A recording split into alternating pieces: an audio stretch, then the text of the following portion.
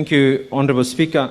Honourable Speaker, pursuant to Standing Order number 44-2C, I wish to make a statement regarding government directive compelling all operators to have cargo for local market and transit to the hinterland by rail through the standard gauge railway to the newly established Naivasha Inland Container Depot, NICD, for your guidance on the best approach to handle the matter.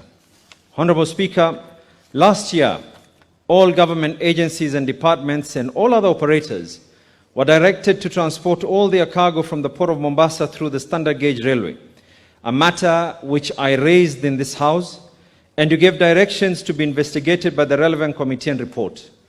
The findings were that the said directive published on 6th of August 2019 was suspended, a position that has also been confirmed by the Ministry, as this is a matter of national interest. Honourable Speaker, on May 26, 2020, the government through KRA notified all cargo operators at the port of Mombasa, who includes partner states of Uganda and Rwanda. The KRA has commenced movement of transit cargo from the port of Mombasa to the newly established Naivasha Inland Container Depot as from 1st of June 2020. The reasons given are that there is need to decongest the port of Mombasa, improve efficiency of the facility, and further, Mr. Speaker, to contain the COVID-19 pandemic. This means that all owners of cargo, both private and public, as well as clearing agents, will clear and collect their cargo at the Naivasha depot, as a list of cargo has already been transferred to this facility. Honourable Speaker, arising from the above notice, a number of issues have arisen from the implementation of this new directive, where cargo is to be cleared and collected at the said facility. Among them is a lack of giving operators an option of transiting to the new process and equally choosing a mode of transportation of their choice, unclear cost of railing cargo by the SGR, fears that the final cost of goods will be affected while road transport may be cheaper.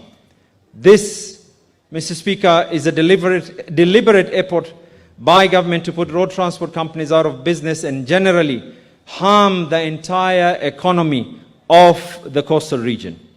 Currently, Honourable Speaker, there is already an issue which is brewing between Kenya and its biggest trading partner, the Republic of Uganda, and of course cargo operators from the neighbouring countries, that the option of using the Naivasha Inland Container Depot for transit cargo does not reduce human or congestion, as drivers still have to pick cargo from Naivasha to their destinations. Therefore, the use of NICD be optional for all operators.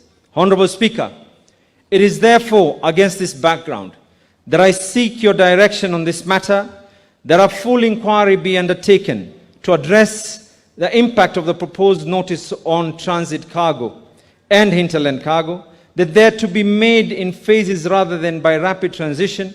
I therefore request the government to undertake an inquiry on how to sustain the SGR, to provide the latest statistics on the cost and usage of the SGR, and clarify who should use the SGR exclusively, as it is important to have a liberal market where private businesses can choose the mode of ensuring goods reach the intended destinations or customers.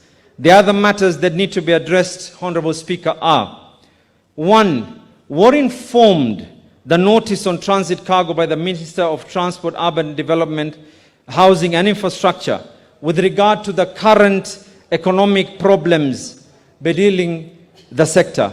2. What is causing the true congestion at the port of Mombasa, and what plans are there to reduce the congestion as well as address the port efficiency? 3. How is addressing the COVID-19 pandemic a measure of decongesting the port of Mombasa? 4, Mr. Speaker, whether the notice on this cargo issued is contrary to the Competition Act. And 5, finally, Mr. Speaker, why could the Ministry allow cargo operators and clearing agents the option of choosing the Naivasha Inland Container Depot or use any other facility that is acceptable by law? Thank you very much, Mr. Speaker. So which committee is going to investigate that? You have not directed. You've indicated that you want me to give direction. Actually, Mr. Speaker, considering that this is something that had already been dealt with the Transport Committee, and equally as well, that this now involves the Competition Act, as I had stated, it is why I am requesting your discretion, whether it should be both finance and equally transport as well. Why not implementation? Or trade. Why Or not? implementation. I agree that would be first an implementation committee, yes, sir. Yeah, I think because if the House has already resolved in a particular way, then what remains is implementation. So the Committee on Implementation should get seized of your request and check what was the decision reached in the first instance. I stand guarded, Mr. Speaker. Thank you very much. You're welcome.